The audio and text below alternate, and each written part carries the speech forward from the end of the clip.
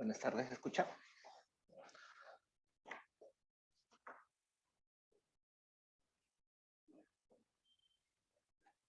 Buenas tardes, ¿se escucha?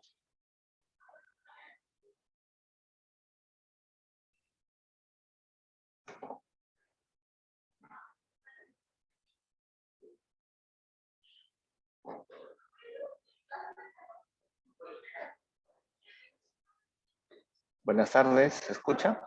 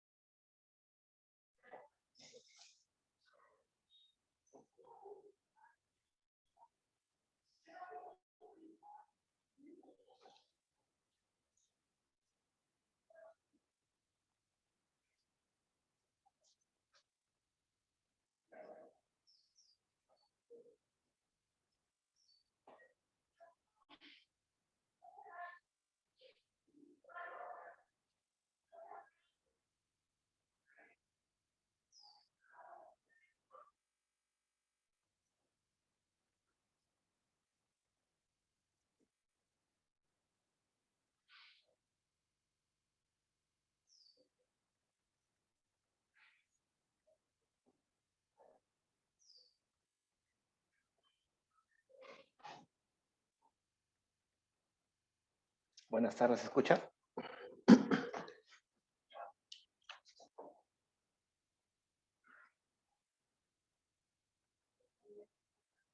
Sí, doctor, buenas tardes. ¿Qué tal? ¿Cómo están? No hay un problema acá con el acceso. Tengo que dar aparentemente permiso cuando no debería ser así, debe ser automático. Bueno, vamos a ver.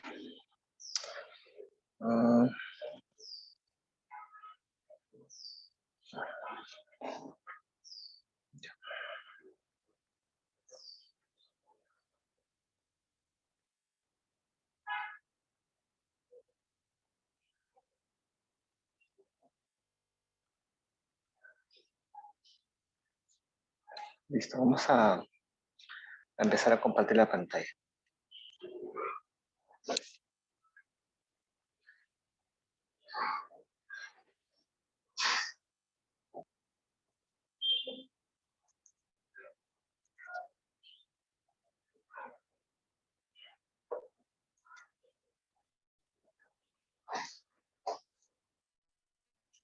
Listo. Vamos a ver sobre lo que es asma. ¿Ok? Un momento.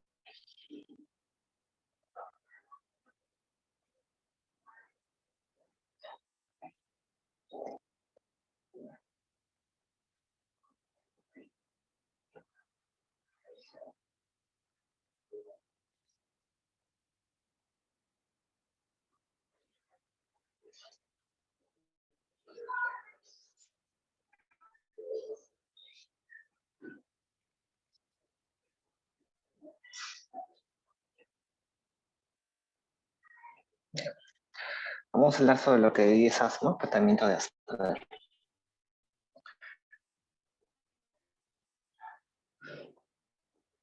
Lo que se ve el día de hoy, lo que es diagnóstico, clasificación, manejo, control de la enfermedad y exacerbaciones, ¿no? Como siempre le dije desde un inicio, para un adecuado manejo del asma, primero hay que, bueno, cualquier enfermedad, primero hay que saber diagnosticarla y por supuesto clasificarla, ¿no? Eso es importante, porque de acuerdo a la clasificación del paciente, sea lo que es el manejo. Vamos a ver casos clínicos. Tenemos el caso de Augusto. Dice Augusto, de 25 años, acude a consulta por tos desde hace 2 semanas. Tos desde hace 2 semanas. Refiere además que se exacerba durante la noche, ¿no? Dichos episodios se presentan desde hace algunos años, en los meses de septiembre y octubre, ¿no? Justo cambio de clima, ¿no? Invierno para primavera, polen, ese tipo de cosas. Y al examen se apuntan sibilantes. ¿Todos sibilantes asma? La respuesta es no. Pueden decir que el paciente tiene asma, o sea, el diagnóstico de Augusto sería de frente asma. En realidad no, el diagnóstico de asma es clínico y funcional, ¿ya? podrían catalogarlo como un problema o un síndrome. Cuando tú no sabes qué es lo que tiene el paciente, tú pones síndromes o problemas. Acá podría ser un síndrome de hiperactividad bronquial o podría ser un síndrome de obstructivo bronquial. El cuadro clínico de asma, acá no tienen problemas, ¿no? Tos, disnea, sibilantes, tos, disnea, sibilantes, los síntomas que varían en el tiempo, o sea, es decir, son más frecuentes en ciertos meses, por ejemplo, cambios de clima, ¿no? Síntomas que aumentan en la noche, empeoran en la noche, síntomas que son desencadenados, por ejemplo, por ejercicio, por risa, tos, ¿no? O síntomas que aparecen luego de un cuadro infeccioso respiratorio. Por ejemplo, tienes un resfriado común, puedes tener COVID y luego se desencadena lo que es una exacerbación del asma. Clínicamente no tienen mayor problema en diferenciar, ¿no? Pero no se olviden que el diagnóstico también es funcional.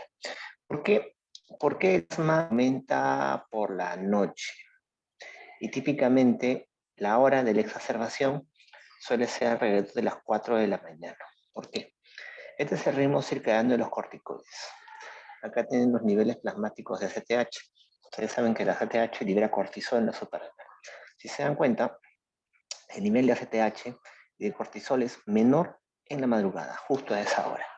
¿Qué hace el corticoide? Aparte de ser antiinflamatorio, los corticoides me permiten la acción de las catecolaminas.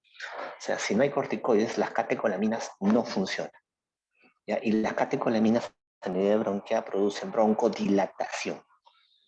Entonces, si no hay corticoides, las catecolaminas no pueden producir broncodilatación, va a predominar la broncoconstricción y la exacerbación de asma sea justamente esas horas, en la madrugada. Funcionalmente, yo voy a pedir una espirometría. En la espirometría voy a comprobar la obstrucción al flujo expiratorio de aire y su variabilidad. En la espirometría voy a concluir, voy a querer observar un patrón obstructivo. ¿Ya? ¿Qué es lo que pasa en el asma? En el asma tú auscultas y vas a auscultar expiración prolongada. Expiración prolongada. El aire entra, pero no sale o sale lento, ¿no? Auscultas expiración sibilante, expiración prolongada. Entonces tú pides al paciente que inspire. Señor, inspire. Y ahora quiero que todo lo bote con fuerza. El máximo volumen de aire expirado luego de una inspiración máxima, o sea, primero te pido que inspires y luego que botes todo, el máximo volumen de aire expirado luego de una inspiración máxima es la capacidad vital forzada. Capacidad vital forzada. Todo lo que boto luego de todo lo que tomo. Y el primer segundo de aire que yo boto, viene a ser el B1, volumen expiratorio forzado al segundo. El primer segundo de aire que yo boto viene a ser el B1. El asma es un patrón obstructivo. El aire entra, pero no sale o sale lento. Entra, pero no sale. Entonces, en el asma, el B1 está disminuido. ¿Ya? El patrón obstructivo, en resumen, es que el aire entra y no sale o sale lento. Lo normal que ya vimos, y mira acá, el aire entra, bota. El primer segundo, disminuido, a comparación de acá. Al final la capacidad forzada puede ser normal, pero miren esa curva. Esa curva es mucho más larga, ¿no? El aire se demora en salir, ¿no? O sea, el diagnóstico de asma se realiza con la relación BEF1 sobre capacidad vital forzada. El diagnóstico de patrón obstructivo, perdón. Esa relación suele estar disminuida, menos de 0.7, ¿ya? Menos del 70%. Esa relación disminuida me hace el diagnóstico de patrón obstructivo. ¿Ya? Obviamente el BF1 también va a estar disminuido. Y esta capacidad vital forzada podría ser normal, solamente que el aire se demore en salir. Ahora, patrón obstructivo, solamente es asma. Patrón obstructivo puede ser asma, puede también ser EPOC, puede también ser bronquiectasias, puede también ser, por ejemplo, pacientes con fibrosis quística, entre otras. ¿Cómo sé que es asma? Porque ese patrón obstructivo, esa obstrucción es reversible. El patrón obstructivo en el asma es reversible o parcialmente reversible. En el EPOC suele ser irreversible, ¿no? hasta cierto punto. El asma es reversible, o sea, hay reversibilidad. O sea, tengo un BF1 disminuido, pero puede revertir. Revertir con la broncodilatación. Y acá viene la prueba de broncodilatación. El test de broncodilatación o de reversibilidad. Se mido el valor del BF1, le pongo salbutamol 2 PAF, espero 15 minutos y vuelvo a medir el BF1. Y si el BF1 aumenta más de 12%, más de 200 mililitros, hago diagnóstico de reversibilidad, patrón objetivo reversible, y ahí digo que es asma. Este es el test de broncodilatación o de reversibilidad, con espirometría. Espirometría lo que me interesa que es el BF1. Hay otra forma de hacerlo con el flujo expiratorio máximo o peak flow o flujo expiratorio pico, FEM o PEF. ¿Cuál es la diferencia? La espirometría es un aparato más de nivel hospitalario, ¿no? El flujómetro, que me evalúa la flujometría, el peak flow, es este aparatito. Yo le digo al chiquito, sopla, donde marca eso, o sea, no tengo que hacer nada más. Fácil uso, rápido, ¿no? Obviamente el gol estándar es la espirometría. Si quiero hacer el diagnóstico de reversibilidad con la flujometría, tengo que ver una variabilidad durante 2 semanas, ¿no? Ahora, ¿para qué me sirve sobre todo este peak flow, este FENOPEF? Me sirve para valorar las crisis asmáticas. La forma más objetiva de ver la severidad y la evolución de una crisis asmática de emergencia es con el FENOPEF, donde una crisis asmática leve a moderada es un FENOPEF más de 50%. Una crisis asmática severa es menor o igual a 50%. Así yo valoro la crisis asmática. Entonces, Augusto, luego de las pruebas, fue diagnosticado de asma. ¿Ya? Digamos que tiene asma por todo lo que les he dicho. Lo evalúo clínicamente y tiene tos y disnea. Me dificulta levemente sus actividades. Tiene disnea que lo despierta una vez la última semana, lo llegó a despertar. Obviamente tiene sibilantes. Tiene un BF1 de 82%, bastante adecuado. Lo ideal es más de 80%, ¿no? Lo normal es más de 80%. Puedes tener asma, pero un cuadro bastante leve. Patrón obstructivo evidente cuando es menos del 70%. O sea, ya tengo el diagnóstico, ahora lo que sigue es la clasificación. Y la clasificación inicial la hago según severidad. ¿Qué tan severa es la enfermedad del paciente? Ustedes se van a dar con varias clasificaciones de asma, un montón. ¿La cual es la que podemos usar? El asma se puede clasificar en intermitente, persistente leve, persistente moderada, persistente severa. ¿Ok? Este es el resumen de esa clasificación. Vamos a regresar a las variables para ver qué es lo que se revisa. Lo que se revisa es, y le vas a preguntar, reporte de síntomas. Síntomas diurnos, síntomas nocturnos, uso de beta-2 agonistas. Tienes que interrogar siempre por el uso de beta-2 agonistas. La pregunta clave es, ¿cuántos inhaladores canister se llama? Vamos a ponerles acá. Cada inhalador se llama canister. ¿Cuántos canister se gasta por mes? Y te dices que se gasta 3 o más, estás en problemas. Es un paciente con alto riesgo de hospitalización y de acudir de emergencia. Síntomas de unos nocturnos, uso de beta-2. Veo también espirometría, ¿no? Y exacerbaciones, ¿no? Menos de una. El intermitente no debería tener interferencia con la vida diaria. Persistente leve tiene un poco más de síntomas y algo de interferencia, una leve interferencia, mayor uso de beta-2, todavía la BF1 se mantiene más del 80% y ya comienza a presentar exacerbaciones. Ojo, persistente leve todavía tiene más del 80%. Persistente moderada ya la BF1 baja, ya tiene más síntomas diurnos, más nocturnos, usa todos los días beta-2 y ya tiene más limitación y se exacerba también. Persistente severa, pues ya tiene síntomas permanentemente, usa beta-2 a cada rato, la BF1 baja mucho más y también se exacerba constantemente. Y el resumen es esto. Síntomas nocturnos, BF1, parte funcional. Clasifico al asma en persistente severa, moderada, leve e intermitente. La mayoría va a estar acá, no se hagan problemas. La gran parte del manejo va a ser de asma persistente leve e intermitente, para que lo tengan en cuenta. Entonces, ¿qué vamos a brindarle al paciente? ¿Qué opciones terapéuticas tengo? Una vez que clasifique, ¿qué opciones tengo? O sea, ¿qué le puedo indicar? Tengo fármacos de rescate. Los fármacos de rescate son los que me alivian rápidamente los síntomas. ¿Cuáles son? Clásicamente, lo que ustedes conocen, son los beta-agonistas de acción corta, salbutamol, fenoterol, clásicamente. Otra opción que tengo son los beta-2 de acción prolongada, como formoterol. Otro beta de acción prolongada, por ejemplo, viene a ser el salmeterol. ¿Pero por qué prefiero formoterol? Porque el formoterol actúa rápido, en cambio el salmeterol se demora en actuar. Formoterol actúa rápido y también el tiempo persiste. O sea, ambos son de acción prolongada, duran mucho tiempo la acción, pero formoterol actúa más rápido, por eso puedo usarlo como método de acción corto, entre comillas. Otra alternativa es bromuro de hipatón. Paciente sintomático con síntomas disnas, sibilantes, que va a tu consulta de emergencia, los de elección son estos. Vamos a ver qué prefiero. Miren, interesante. Como les mencionaba, formoterol y salbutamol, ¿no?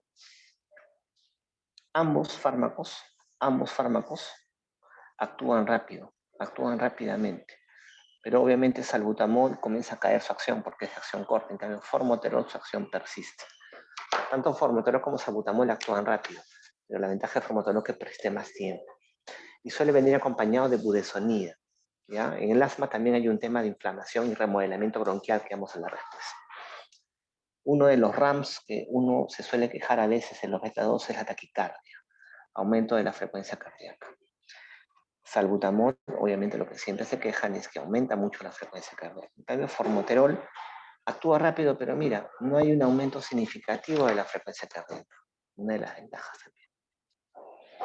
Lo otro que les mencionaba, les dije, si un paciente te dice que usa más de 3 canister, un canister es un inhalador, más de 3 canister al mes, número de uso de estos canister dispositivos al mes, tiene mayor riesgo de hospitalización y de acudir de emergencia. O sea, es un mal indicador. O sea, el sobreuso de beta-2 es un mal indicador de que el paciente puede ir mal a lo largo del tiempo. Luego, además de los fármacos de los beta-2 de acción corta, ¿no?, que sirve para el aumento agudo, tenemos lo que son fármacos controladores. Los fármacos controladores mantienen al paciente en el tiempo, evitan a la larga las exacerbaciones. Beta-2 se sacan del momento agudo, pero yo, ya le dije en terapéutica, lo que me interesa es que a la larga tenga un objetivo terapéutico duradero, tenga un objetivo duro, un endpoint duro, fuerte, baja mortalidad, baja hospitalización, baja complicaciones. Fármacos controladores a la larga me disminuyen las exacerbaciones en los pacientes. Hay varios tipos. Los de elección son los corticoides inhalados. Dexametasona, budesonida, fluticasona. Son los de primera línea, son los de elección. Se pueden acompañar de beta-2 de acción prolongada, junto con corticoides. Los demás fármacos son alternativas. ¿Qué significa alternativas? Si no funciona un corticoide más un beta-2, puedo usar el resto de medicamentos como una alternativa terapéutica. Pero primera línea para controlar síntomas a lo largo del tiempo, para evitar las exacerbaciones, corticoides inhalados. O sea, el beta-2 te saca rápidamente de la crisis. Puede que ya no tenga síntomas, pero igual usas diariamente un corticoide inhalado porque eso a la larga va a evitar que el paciente presente exacerbaciones. ¿Cuáles son los corticoides inhalados? Los que ustedes más conocen, beclometasona, budesonida, fluticasona. Vamos a hablar ahora de que estos corticoides sean en dosis baja, media o alta. ¿A qué se refiere? Tienen que leer en el inhalador cuántos microgramos trae cada puff, cada inhalación, cuántos microgramos tiene. Por ejemplo, beclometasona acá, cada puff me administra 250 microgramos. O sea, si yo quiero dar una dosis baja, sería un puff mañana y noche, ¿no? Porque es 500. Si quiero dar dosis media, 2 puffs mañana y noche, que serían 1000, ¿no? 4 dosis altas. O sea, a eso me refiero cuando hable después, dosis baja, media, alta de corticoides inhalados. Tienen que ver la concentración de cada puff. Budesonida, que es otro corticoide inhalado, cada puff, dependiendo de lo que compren, vienen de 100 a 200 microgramos para que puedan regular la dosis. Muy bien. Los beta-agonitas de acción larga tenemos salmeterol y formoterol. La ventaja de formoterol es que actúa rápido y dura mucho tiempo. Salmeterol no actúa rápido, actúa lentamente, también dura mucho tiempo. Los corticoides inhalados, perdón, los beta-2 de acción larga se dan siempre con corticoides inhalados, ¿no? Se dan corticoides inhalados. En el asma, ahora no solamente es el tema de broncodilatar, sino que el bronquio está inflamado. Está inflamado y la larga, hay un término que se denomina remodelamiento bronquial. O sea, suele haber cierto grado de fibrosis irreversible, daño irreversible, inducido por inflamación. Por eso de que lo que se quiere justamente es evitar eso y se dan corticoides también junto con el beta-2. Tratamiento. Entonces, hablamos ya de la clasificación. En el asma intermitente, tenía BEF más de 80%, sin síntomas y todo lo demás, de elección, depende de lo que ustedes lean, son los corticoides inhalados más formoterol. PRN es cuando sea necesario, condicional. O sea, toma tu inhalador, puedes usar ese de acá, Symbicort, que es el que más se usa de ese grupo. Tu Symbicort, toma tu inhalador y úsalo cuando estés agitado, cuando te sirve el pecho. ¿Okay? En el asma persistente leve, ¿qué voy a usar? De forma horaria, o sea, mañana y noche, mañana, tarde, noche, le indico al paciente un corticoide inhalado a dosis baja. Ya saben, por ejemplo, beclometasona, mañana y noche. ¿Okay? Si el asma es persistente moderada, ya le indico un corticoide inhalado más un beta-2 de acción larga. Puede ser salmeterol, fluticasona, formoterol, budesonida. Esto es de forma horaria, o sea, no es condicional. Condicional es cuando yo lo necesito. De forma horaria es dosis fija, mañana, noche, mañana, tarde, noche. Persistente severa, ya le aumento la dosis media de corticoide inhalado, decido con el beta-2, y un siguiente paso sería dar la dosis más alta de corticoide inhalado y ya dar corticoide sistémico. O sea, hay pacientes que van a estar con prednisona, 7.5 miligramos, dosis baja no, pero por mucho tiempo, porque obviamente sus cuadros son más severos y no se controlan. Ya, si no responde a eso, tengo otras alternativas, ¿no? Los que han visto ahí, antilocotrienos, globulina, etcétera, los monoclonales, etcétera. ¿Ya? Entonces, ¿con qué tratamiento inicio? Va a depender de la clasificación. Si inicié con persistente moderada, no voy a empezar pues con esto condicional, empiezo de frente con lo que está acá. Y si el paciente no va bien, voy escalando. O sea, esta escalera me marca el inicio del tratamiento y me dice también cuál es el siguiente paso. Doctor, ya, digamos que le dejé corticoides inhalados a dosis bajas horarias, pero en la tarde, no sé, corrí, subí las escaleras y me agité. ¿Qué puedo usar? O sea, quiero un fármaco de rescate en ese momento. Es el manejo controlador. Fármaco de rescate en ese momento, corticoide inhalado más formoterol. O sea, esto mismo intermitente también se deja acá, como fármaco de rescate en ese momento, para aliviar los síntomas. ¿Dónde queda el salbutamol? El Ventolin que algunos usan. Queda como una alternativa. Alternativa, acá salbutamol. En intermitente igual, alternativa, salbutamol. Yo les hablo de lo ideal y la alternativa. ¿No puedo conseguir? Bueno, salbutamol condicional y intermitente igual también condicional. ¿No? O sea, así se inicia el manejo de las. Entonces, Augusto fue catalogado como asma persistente leve. Acuérdate que tenía su BEF 1 más de 80%, pero tenía algo de dificultad con actividades diarias, muy leve.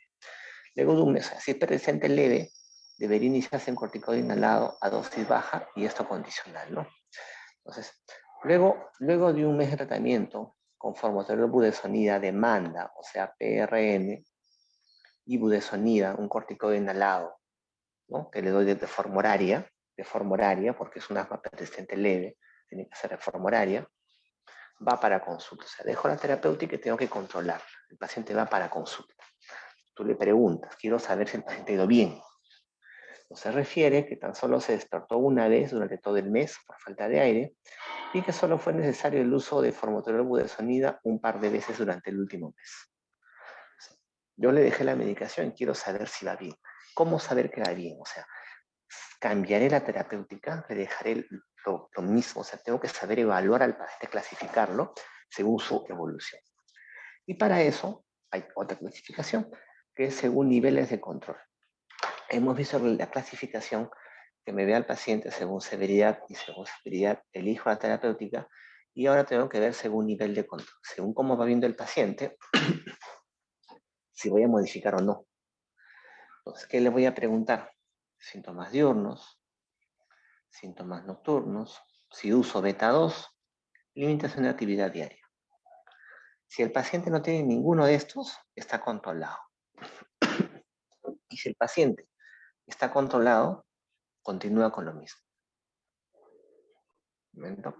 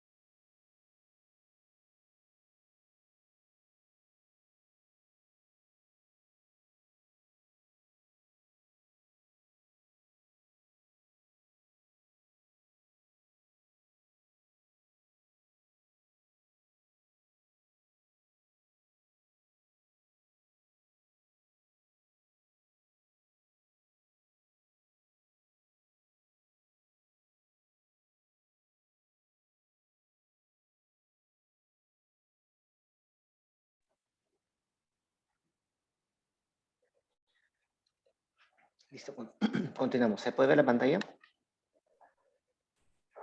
¿Se ve? Sí, doctor. Listo. Entonces estábamos de que una vez se indica la terapéutica, hay que valorar al paciente según nivel de control. Tenemos que se le pregunta al paciente cada 2 a 4 semanas. O sea, yo le doy la terapéutica de persistente leve, intermitente, y lo voy a citar cada 2 a 4 semanas para preguntarle síntomas diurnos, nocturnos, medicación de rescate, limitación. Si el paciente tiene alguno de estos síntomas, va a estar como parcialmente controlado y no controlado. Si el paciente está como parcialmente controlado, no controlado, yo debería cambiar la medicación. Debería modificar la terapéutica. ¿Y para qué? Para lograr que esté controlado. O sea, mi objetivo final va a ser que el asma esté controlado. Y una vez que esté controlado, ya puedo mantenerme en tratamiento por largo tiempo. Vamos a ver cuánto tiempo. Pero mientras no esté controlado, yo tengo que modificar la terapéutica. No puedo seguir con lo mismo. Es como que tengo un hipertenso, y viene el april, luego de un mes, sigue con presión elevada, tengo que cambiar la terapéutica, aumentarle la dosis, cambiarle otro, darle uno más, no sé. ¿No? Entonces mi objetivo es cada 2 a 4 semanas citarlo y preguntarle. Si aún no controla, yo tengo que modificar la medicación. ¿Cómo la modifico? Subo de escalón. ¿Ok? Entonces, también tienen que ver, aparte de esto, evaluar otros factores asociados con mala evolución. No solamente esas preguntitas. Evaluar, por ejemplo, comorbilidades, embarazo y otro tipo de condicionantes que pueden predecirme una mala evolución. Recuerden siempre preguntar el uso exagerado de beta-2 agonistas. Aparentemente, ¿qué es lo que pasa? El sobreuso de salbutamol me sobreestimularía los receptores beta-2, ¿ya? A nivel bronquial. Y esa sobreestimulación del receptor beta 2 haría que de alguna manera este receptor no se sintetice. Down regulation, ¿no? Down regulation, regulación a la baja, el receptor ya no se sintetiza, en todo caso tú usas tu beta 2 y ya no actúa, pero ¿por qué no mejoro? Porque ya tus receptores ya no van a funcionar. Por eso el tema es más combatir la inflamación bronquial, por eso sean corticoides y para tal caso beta de acción prolongada. Muy bien. Entonces, esa escalera me sirve para definir con qué voy a empezar. Ustedes saben que acá es asma intermitente, acá persistente leve, acá persistente moderada. Si nuestro paciente a gusto empezó con persistente leve y aún no controla, 2 a 4 semanas está como parcialmente controlado o no controlado, yo debería escalar al paso 3. 2 a 4 semanas no controla, escalo al paso 4. Pero si a gusto con el paso 2 controló, yo debería mantenerlo con eso. ¿Cuánto tiempo? Vamos a ver. Si es evolutivo. Ya saben que acá, como manejo de rescate, se deja corticoide al lado más famoso.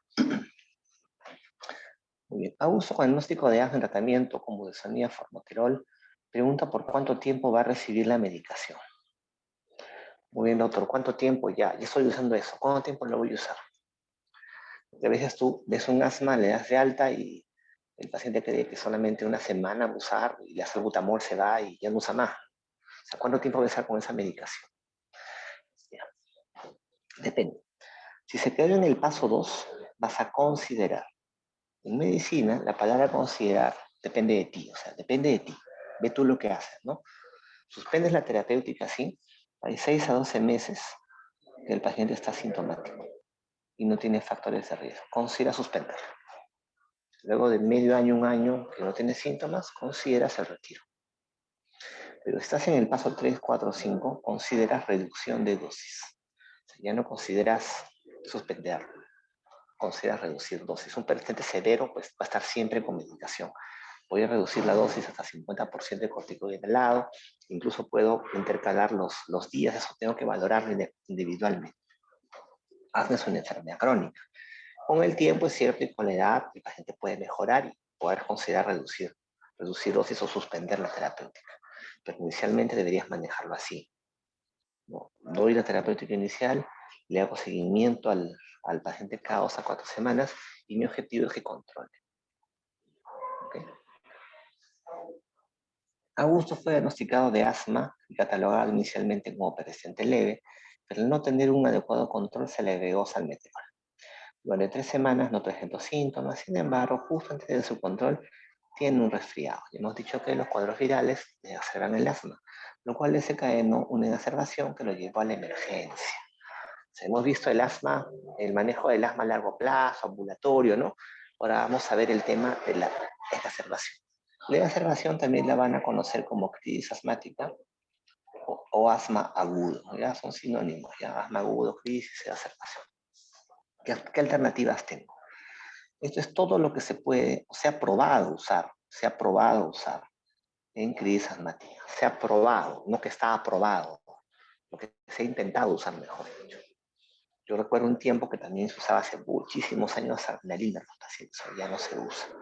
Vamos a ver cómo abordan una crisis asmática. Oxígeno. El objetivo de oxígeno va a ser saturación entre 93 y 95%, monitoreo con oximetría de pulso. Si viene un paciente con hipoxemia, deberías primero nebulizar al paciente. Acuérdate que el bronquio cerrado evita que el oxígeno entre. Si le pongo oxígeno, igual el oxígeno no entra. Tengo que nebulizarlo para abrir el bronquio y que el oxígeno entre. Lo bueno es que los nebulizadores vienen conectados a la toma de oxígeno. O sea, también nebulizo y brindo oxígeno, ¿no? Creo que vamos a brindar a los pacientes. De elección para crisis asmática, ojo, exacerbación o crisis asmática. Es beta-2 agonitas de acción corta. Tenemos acá salbutamol, fenoterol. El salbutamol viene 5 miligramos por mililitro. 5 miligramos por mililitro. Un mililitro, acuérdense, un mililitro es igual a 20 gotas. ¿Ya? Entonces, dosis de 2.5 a 5 miligramos. En total, A un paciente con asma deberías nebulizarlo con 10 a 20 gotas. 10 a 20 gotas de fenoterol o de salbutamol. Doctor, soy en mi serum, no tengo aparato de nebulización. Puedes usar tú una aerocámara, un espaciador y tu inhalador, tu Ventolin, tu salbutamol que usas, y ponerle ahí en la aerocámara 4 a 10 puffs y que el paciente inhale, exhale repetidas veces. Repetidas veces. ¿Cuántas veces se recomienda? Por lo menos 3 veces, espaciadas por 20 minutos. Lo nebulizo por 20 minutos, descanso un tiempo, unos 15, 20 minutos, y luego lo vuelvo a nebulizar. Descanso un tiempo y lo vuelvo a nebulizar. 3 ciclos tienen que haber nebulizaciones. Y reevalúa al paciente.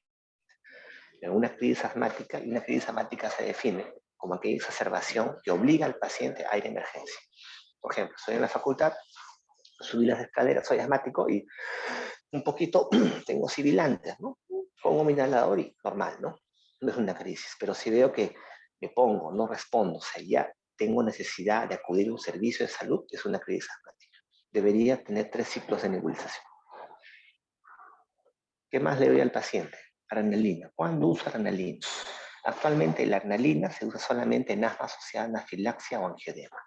Antiguamente se usaba bastante en los pacientes. Ya se le poniendo venoso, incluso ahora ya no. Un tercio de ampolla subcutánea, ¿no? Como mariscos, como sushi, menroncho, ¿no? Urticaria, sibilantes, adrenalina. ¿Qué más o menos? Corticoides sistémicos. Sistémicos me refiero a vía parenteral o vía oral. Lo que me va a sacar de la crisis es el beta-2 de acción corta. ¿Ya? Es el butamol. El corticoide sistémico, ¿qué es lo que hace? El corticoide sistémico evita que la crisis vuelva a venir, evita que la crisis recurra. Lo que me corta la crisis es el beta-2 de acción corta. Lo que evita que la crisis recurra es el corticoide sistémico. Oral o parenteral. Oral o parenteral. Idealmente es prednisona, 50 miligramos, o su equivalente parenteral, hidrocortisona, dexametasona. Pero puede ser prednisona. ¿En crisis? Sí, en crisis. ¿Cuánto tiempo voy a mantenerlo? Por lo menos voy a mantenerlo por 5 días. 50 miligramos por 5 días. Evita las recaídas, mejora la resolución de los síntomas. Puede ser oral. Parenteral yo uso si el paciente tiene intolerancia oral. O sea, si el paciente tiene problemas para deglutir, puedo usar la vía parenteral en ese caso, hidrocodex, como dosis inicial, ¿no? ¿Qué más tenemos? Si bien es este corticoide inhalado, su acción sobre todo es a largo plazo, también se pueden aplicar a altas dosis en emergencia. En emergencia se pueden dar altas dosis en la primera hora. Ya saben que es una alta dosis, por ejemplo, beclometasona, 2.000 miligramos, 2.000 microgramos, perdón.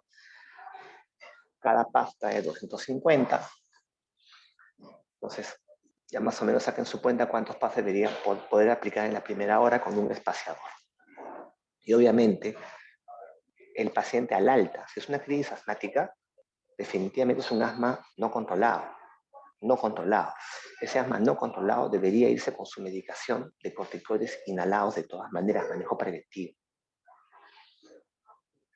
Anticolinérgicos de acción corta, como bromuro de hipertropio, son alternativas terapéuticas y sobre todo se usan en asma moderada a severa. Sulfato de magnesio. Sulfato de magnesio se pone por vía endovenosa, una ampolla de 20% una sola vez.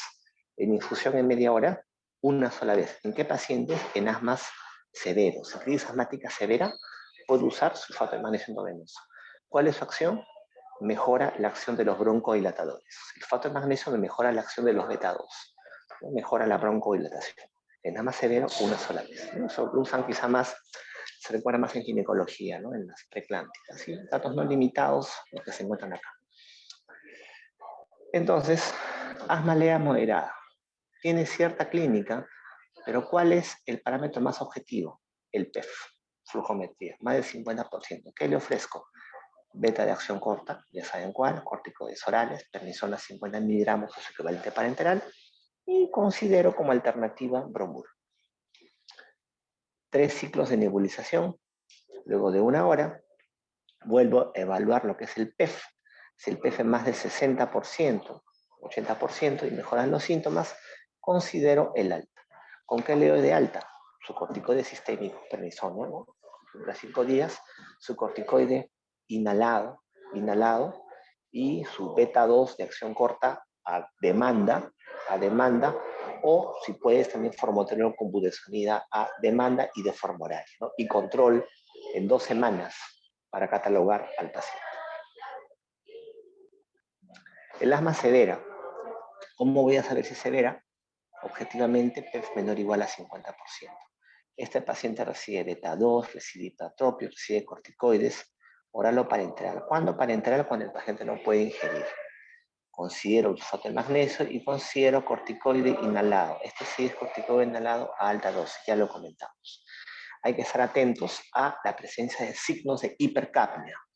Cuando tienes aumento de CO2, de PCO2, es hipercapnia, ¿no? En el asma, el bronco se cierra, pero al inicio no se cierra del todo, todavía sigue un poco abierto. Como sigue un poco abierto y estoy agitado, el alveolo se hiperventila. Será con dibujo.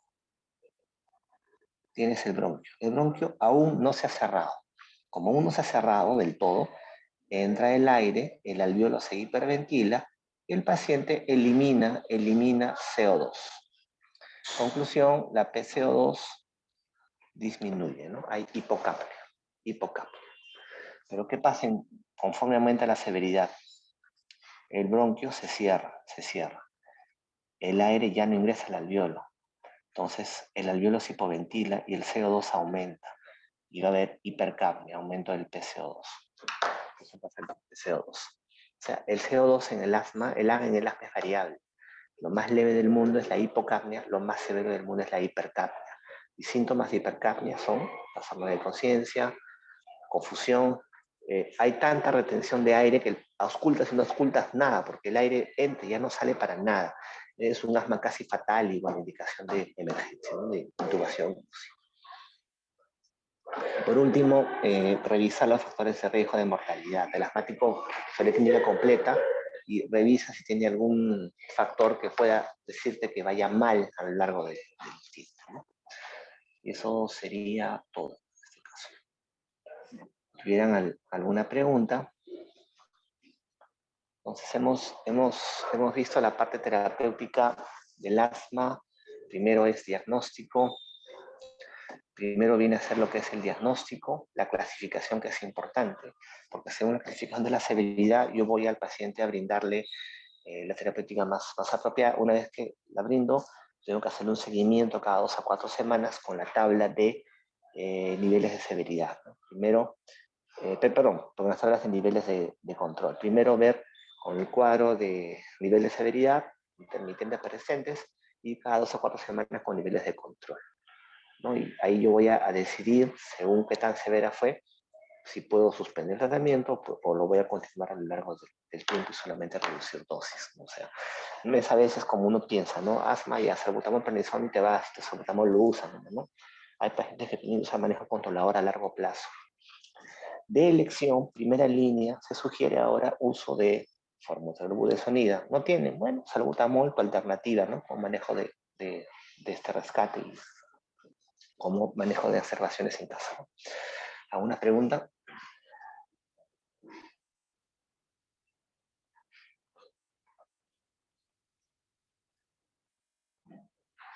¿Tuvieron alguna pregunta sobre la clase? Manejo del asma, algo bastante frecuente, ¿no?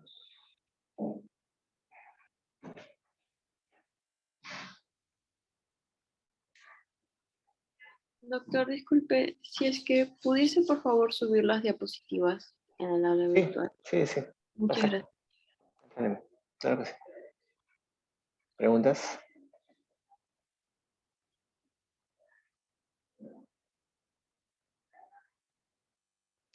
Bueno, si no hay preguntas, entonces nos vemos en la siguiente clase, chicos. Que toca para esa fibrilación auricular. Nos vemos. Hasta luego. Gracias, doctor. Gracias, doctor.